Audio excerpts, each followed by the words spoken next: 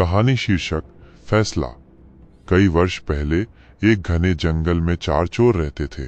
चुराया हुआ धन वे एक साधारण से बर्तन में रखते थे, लेकिन उसकी हिफाजत जान से भी ज्यादा करते थे। कुछ अरसे बाद उनका मन चोरी माइनस चकारी से ऊब गया। मैं तो ऐसी जिंदगी से तंग आ गया हूँ। हमें हमेशा चौकन्ना रहना पड़ता है, वरना हम पकड़े भी जा सकते हैं।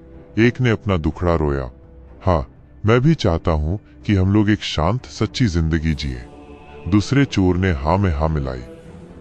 बहुत अच्छा, हम जंगल छोड़कर किसी ऐसे शहर चलते हैं जहाँ हमें कोई जानता ना हो। शायद कोई साफ माइनस सुथरा काम माइनस धंधा ही हाथ लग जाए। तीसरा बोला। 3 चोरों को तो ये सुझाव पसंद आया और उन्होंने तय कर लिया कि वे जंगल छोड़ देंगे। लेकिन चौथे चोर को अपनी जीविका के लिए कोई खरा धंधा करने की योजना पसंद नहीं आई। उस समय तो वो चुप रहा, लेकिन उसने बर्तन में रखे पैसे चुराकर भाग जाने का इरादा कर लिया। वो सही मौके का इंतजार करने लगा। चारों चोर एक शहर पहुंचे और वहां एक धर्मशाला छत्रम में रुक गए। उनमें से 2 शहर के बारे कुछ जानकारी हासिल करने निकल पड़े। जल्दी ही उन्होंने एक वृद्ध औरत का घर देखा, जो आरामदेह तो लगता ही था, उनके लिए ठीक भी था।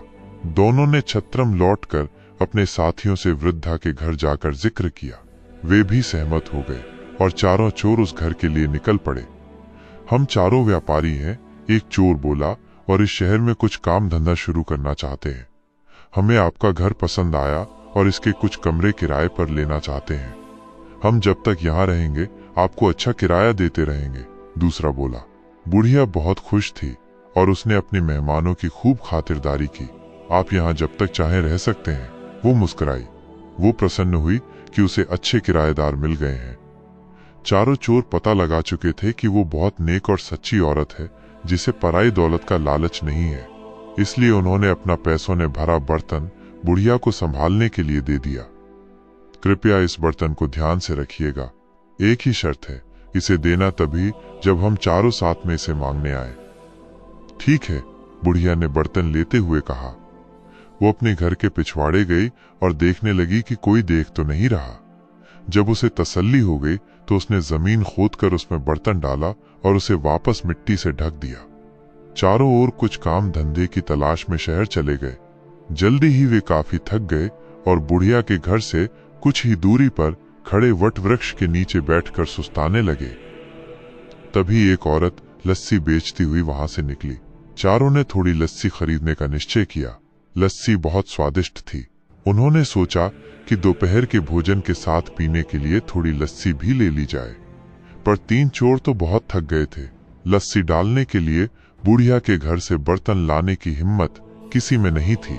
चौथा चोर, जो किसी ऐसी ही घड़ी की प्रतीक्षा में था, झट से जाने के लिए तैयार हो गया।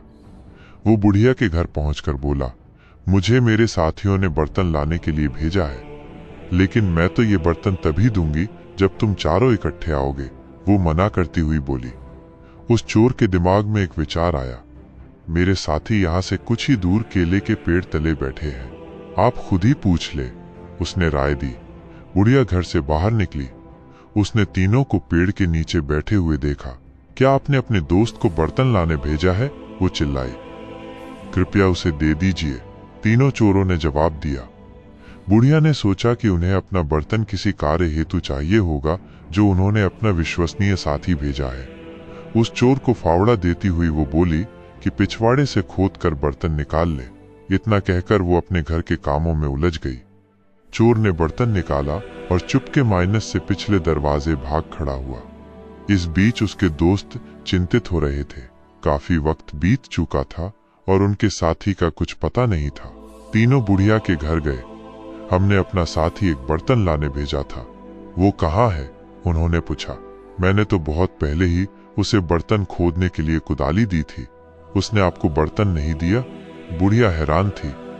तीनों चोर समझ गए कि उनके साथी ने उन्हें धोखा दिया है। हमने आपको कहा था कि बर्तन तभी देना जब हम चारों आपके पास आए। आपने हमारी बात नहीं मानी। हमें लगता कि हमारे साथी ने आपके साथ मिलकर हमारा पैसा हथियाने का षड्यंत्र रचा है, वे बोले। बुढ़िया बहुत दुखी हुई। वे तीनों उसे शहर के न्यायाधीश के पास ले गए और उसकी शिकायत की। न्यायाधीश ने फैसला दिया कि बुढ़िया की लापरवाही की वजह से तीनों को नुकसान हुआ है, इसलिए सारा हर्जाना बुढ़िया को ही भरना होगा। बुढ़िया रोती हुई घर लौट आई। इस बीच राजा और उसका मंत्री वेश बदलकर अपनी प्रजा की परेशानियां जानने शहर के दौरे पर थे। इस बात का किसी को भी पता नहीं था। बुढ़िया को देखकर वे रुक गए और उसके रोने का कारण पूछने लगे। उसी समय आसपास ही कुछ लड़के खेल रहे थे और उनका अगुआ था रामन। बुढ़िया की दुख भरी कहानी उसने भी सुनी। भगवान करे उन तीनों को तुम्हारे साथ ऐसा सुलूक करने की सजा मिले, रामन बोला। यह सुनकर राजा और उसका मंत्री बहुत हैरान हुए। उन्होंने रामन से पूछा कि क्या वो इस मामले का फैसला कर सकता है। रामन ने आत्मविश्वास के साथ सिर हिलाया और कहा कि वो अपना फैसला राजा के दरबार में ही सुनाएगा। अगले दिन महल में दरबार लगा। रामन न्यायाधीश के आसन पर बैठा था। उसने चोरों की कहानी सुनी। तुम्हारी शर्त यही थी न कि बुढ़िया वो बर्तन तुम्हें तभी दे जब तुम चारों उसे लेने आओ। रामन के प्रश्न पर तीनों ने हामी भर दी। बहुत अच्छा, वो शर्त पूरी करने के लिए तैयार है, पर यहाँ तो तुम सिर्फ 3 हो। जाओ अपना चौथा साथी लेकर आओ जिससे शर्त पूरी की जा सके, रामन ने आदेश दिया। शाबाश, क्या फैसला दिया है? राजा ने रामन की भूरी भूरी प्रशंसा की। तुम छोटे हो पर हो समझदार। आज से तुम मर्यादा रामन के नाम से जाने जाओगे और हमारे दरबार में ऐसे मुकदमों के फैसले किया करोगे।